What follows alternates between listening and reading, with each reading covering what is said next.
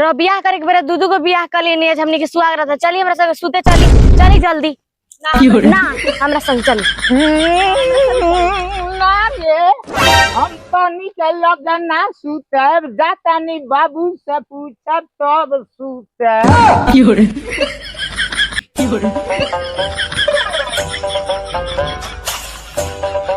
चार गो फोगुलर में से दूगो के पैसा दे देल बानी आ दूगो बाबू जाके ओकरा पैसा दे दे। ए बाबू बाबू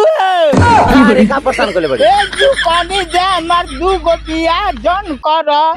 तो ना मन दूगो बियाह कर दल। अब दोनों गोड़ी घींच तारी संजे आज सुहाग रात हमरा लगे चल हमरा लगे चल घींच तारी ना तू हमार बात ना मन तो तू जा सूते। मारन तार कानवा काट ले बाबू बुझ लिया एगो से बियाह करात रही तो ना फैसरिनियो पसंद बिया बाबू हमरा हाथ पर पटक के रोत रहिते न रोत रहिते तोर दूगो बियाह हो जा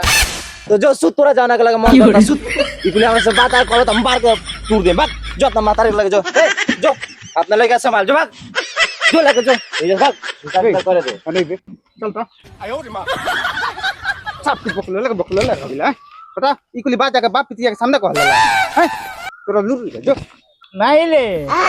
रुक तनी चाचा से बतिया ली के जाने दे चाचा का कहेले जो बतिया ली जो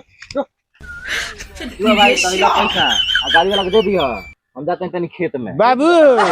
आता रे तू ना जइब सुते मौगी के लगे हमारा तो चाचा के भेज ना दो रे माथा मस न मार के तोरा पे दांत पीस दे भाग यस भाग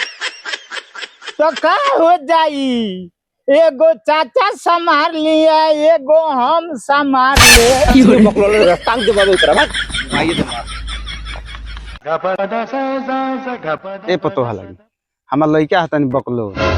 आतनी के दुनिया से तो शादी कर लल आतनी कोनो बात कहत ले जाके अपना बाबू से कहत तो तार ले ओकरा के बोला के तनी समझा लगी मान लगी मेहरारू के बात मेहरारू से कही उ जाके अपना बाबू से हरिक बतिया कहता ओकर बियाह तो तारा से त ई ना मन ली जे हमू जीजे जी से बियाह करब तो इहो कह लिया भूतल दुनु जन ताली दुनु जन हमर पतो होली कोनो दिक्कत परेशानी होई त हमरा से कोई नहीं काहे से ताली के साथ नहीं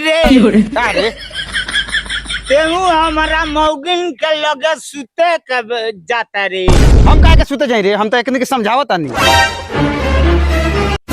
हमनी का आंसर हो इतना बकलोल बना तो हमनी के रो से बियाह ना करते। चली घर में चल रहो हम सब ले समझाओ ना रे ना हम तोरा लगे ना सुतब रे हम ना सुतब तोरा लगे हम बाबू के लगे जाता नहीं